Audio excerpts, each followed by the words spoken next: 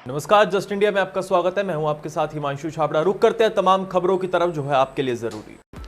खबरों के प्रायोजक हैं आरोग्य मास्क लगाएं, कोरोना से सुरक्षित रहें। Oscar super speciality hospital and trauma centre, रंज किया showroom in Rohtak and Bahadurgarh. Showroom पर आएं, टेस्ट ड्राइव लें और गाड़ी बुक कराएं। कोरोना के बीच संसद के पहले सत्र का आज दूसरा दिन है। आपको बता दें, मानसून सत्र जो है वो शुरू हो चुका है।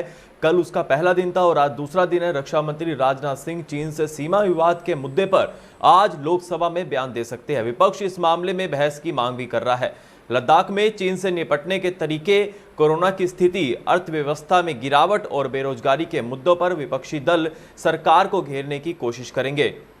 लोकसभा की कार्रवाई आज दोपहर बाद 3 बजे से शुरू होकर शाम 7 बजे तक चलेगी। इससे पहले सुबह 9 बजे से दोपहर 1 बजे तक राज्यसभा चलेगी। सत्र के पहले दिन यानी सोमवार को राज्यसभा पहली शिफ्ट में जबकि लोकसभा दूसरी शिफ्ट में चली थी। सत्र शुरू होने से पहले रविवार को हुई संसद की बिजनेस एडवाइजरी कमेटी यानी कि BAC की पहली बैठक में कांग्रेस समेत दूसरे विपक्षी दलों ने चीन और अर्थव्यवस्था के मुद्दों पर बहस करवाने की मांग रखी थी, लेकिन लोकसभा अध्यक्ष ओम बिरला ने इसके लिए कोई समय तय नहीं किया। आज दोपहर फिर से BAC की मीटिंग होगी। इसमें मॉनसून सत्र के पहले हफ्ते के शेड्यूल पर चर्चा की जाएगी।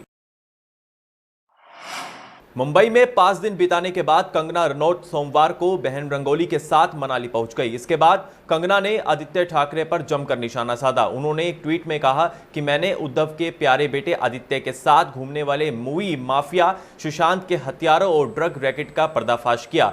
इसी से महाराष्ट्र के CM को परेशानी है। कंगना ने कहा कि यही उनका सबसे बड़ा अपराध भी हो गया है, जिसके लिए वो अब मुझे सबक सिखाना चाहते हैं। कंगना ने चुनौती देते हुए लिखा, देखते हैं कौन किसको सबक सिखाता है। इससे पहले सोमवार को उन्होंने 5 ट्वीट किए और महाराष्ट्र सरकार पर जमकर निशाना साधा। उन्होंने कहा कि सोनिया सेना ने मुंबई में आजाद कश्मीर के नारे लगवाए।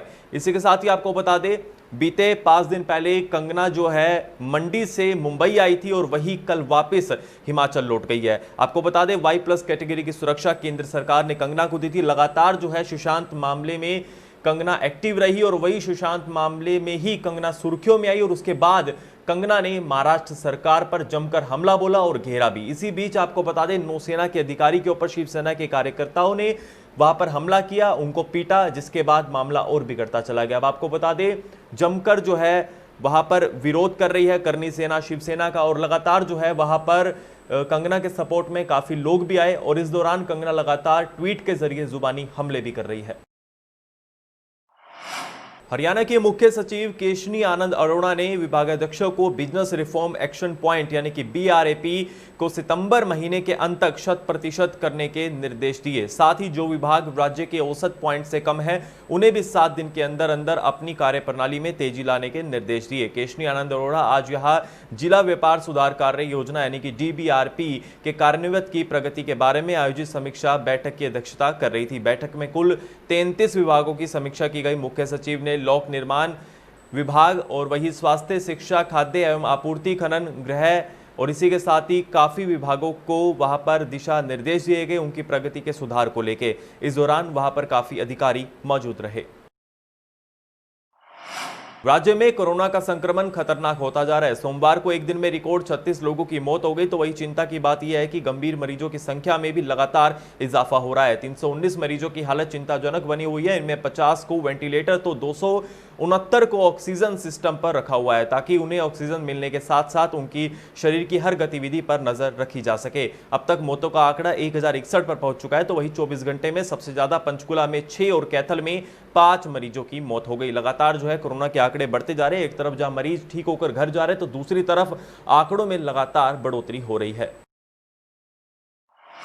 विधायक देवेंद्र सिंह बबली ने सोमवार को बसअड्डा रोड स्थित अपने कार्यालय में नागरिकों की समस्याओं को ध्यानपूर्वक सुना और अधिकांश समस्याओं का मौके पर समाधान किया। विधायक ने नागरिकों को संबोधित करते हुए कहा कि टोहाना विधानसभा क्षेत्र की जनता की समस्याओं का प्राथमिकता के आधार पर निपटाया जाएगा। लोगों को मूलभूत सुविधाएं जैसे बिजली, पानी, स्वच्छ व नहरी पेयजल सहित स्वास्थ्य सेवाओं का लाभ दिलवाने का प्रयास किया जाएगा और हलके को शिक्षा, स्वास्थ्य, खेल आदि के मामले में अग्रणी बनाया जाएगा। विधायक ने कहा कि हलके की जनता के लिए उनके दरवाजे हमेशा खुले हैं। नागरिकों को सरकार द्वारा लागू की गई कल्याणकारी योजनाओं तथा विभिन्न सेवाओं का लाभ देने में कोई अधिकारी आनाकानी तथा लापरवाही एवं देरी करता है तो उन्हें इसके बारे में अवगत कराए ताकि उन्हें सेवाओं तथा योजनाओं का लाभ तत्परता से दिलवाया जा सके। उन्होंने कहा कि हलके में बिजली, पानी, परिवहन आदि सुविधाओं व सेवाओं की आपूर्ति को सुचारू करवाया जाएगा। 130 करोड़ लोगों की आबादी देश का पेट भरने का काम करता है, उसकी बात को हल्के में नहीं लिया जाता, अब ना ही को ले सकता। ये जो भी हुआ दुर्भाग्यपूर्ण था और ये गलत हुआ। किसानों को जो 3 अध्यादेश के बारे में पहले इनको प्रॉपर ढंग से किसानों तक उसकी जानकारी पहुंचनी चाहिए थी। अगर ये किसानों के हित में है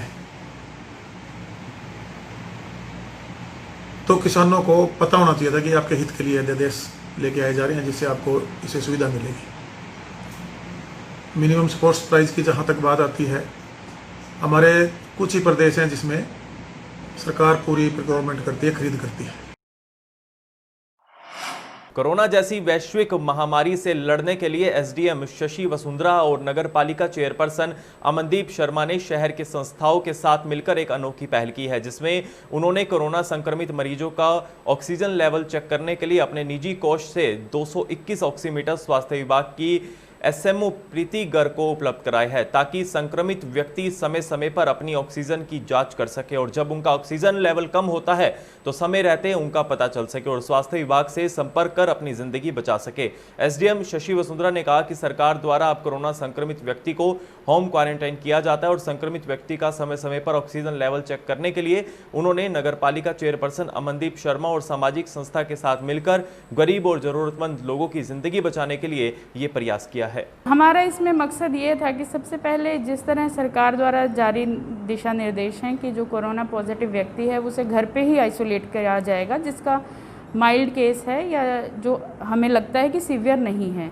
ऐसे में सबसे ज़्यादा ज़रूरी उस व्यक्ति के लिए उसका ऑक्सीजन लेवल चेक करना होता है, जैसा हमारे हेल्थ विभाग के अधिकारियों ने बताया। तो उसी से हमें ये लगा कि हम क्यों ना ऐसा करें कि जो व्यक्ति अफोर्ड नहीं कर सकता ऑक्सीमीटर, हम उसको एक तरीके का बैंक इस्टेब्लिश करें और जो भी गरीब व्यक्ति या ज़रूरतमंद व्यक्ति है जो कोरोना पॉजिटिव है और अपने घर पर ही आइसोलेटेड है, उसको हम ये ऑक्सीमीटर एज अ लोन दें ताकि वो अपना ऑक्सीजन को मॉनिटर कर। भैया आपको बता दें, प्रदेश के किसानों के लिए बड़ी खुशखबरी है। अक्टूबर में झज्जर, रोहतक, पानीपत, कुरुक्षेत्र, जींद और सिरसा में भी एचएयू का सामुदायिक रेडियो स्टेशन शुरू होने जा रहा है। आपको बता दें, रेडियो स्टेशन के 91.2 मेगाहर्ट्ज पर घर बैठे किसान फसलों के बारे में काफ़ी कुछ जानकारी ले सकते हैं। पराली प्रबंधन या फिर फसलों में जो रोग लग जाते हैं उनसे बचाव के लिए, पशुओं में होने वाले रोग उसके निदान के बारे में अधिक जानकारी उनको मिल पाएगी। यही नहीं, हरियाणवी संस्कृति से भी वो रूबरू होंगे।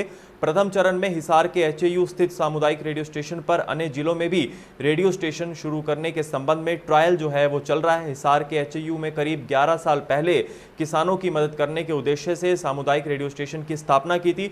रेडियो स्टेशन के चैनल नंबर 91.2 मेगाहर्ट्ज पर सुबह 9:30 बजे से 11:30 बजे तक किसानों का जो प्रोग्राम है वो वहाँ पर आता है और जिस तरीके से वहाँ पर जानकारी दी जाती है उसमें किसानों को काफ़ी लाभ भी मिलता है।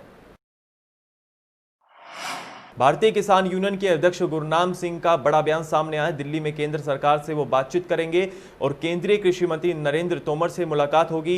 इसी के साथ ही उन्होंने कहा कि भारतीय किसान यूनियन से केंद्र सरकार की यह पहली बातचीत है। उधर पंजाब में किसान रोड जाम करने वाले आज, इसी तरह सुबह हरियाणा प्रदेश में विभिन्न जिलों में धरना प्रदर्शन डीसी ऑफिस के बाहर होगा। गुरनाम सिंह ने वीडियो जारी कर ये जानकारी दी और आपको बता दें, उन्होंने कहा कि 16 सितंबर को संसद के पटल पर अध्यादेश के बिल को रखा जाना है। उन्होंने कहा कि 20 सितंबर को हर हाल में प्रदेश में 3 घंटे का रोड जाम होगा। 1 घंटा पहले मेंबर पार्लियामेंट श्री धर्मवीर जी का पत्र मिला है और कल हमें कृषि मंत्री से मिलवाने की उन्होंने बात कही है। ये पहले राउंड की बातचीत है और 16 तारीख को ये प्रस्ताव संसद में रखा हुआ है।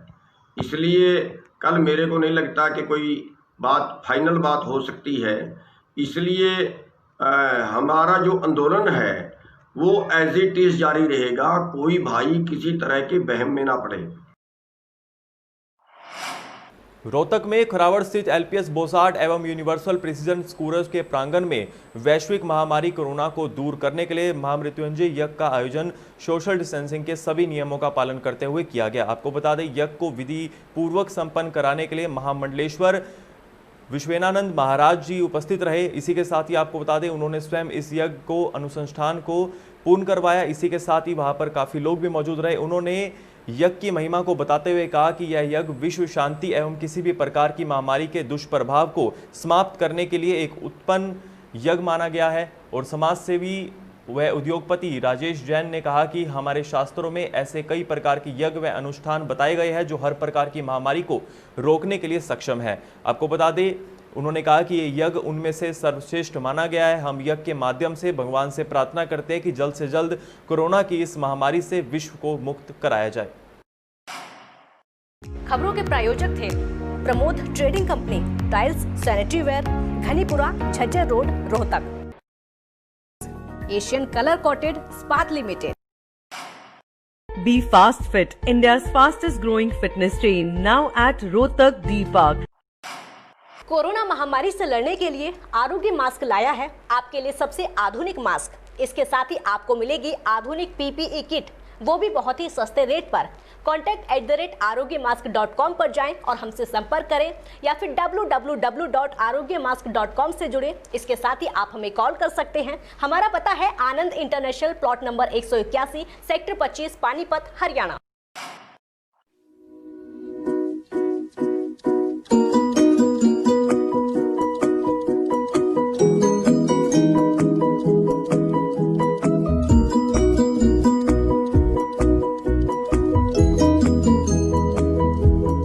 मेडिफिल इंटरनेशनल, 7 शीतल कॉम्प्लेक्स, सुभाष नगर, रोहतक।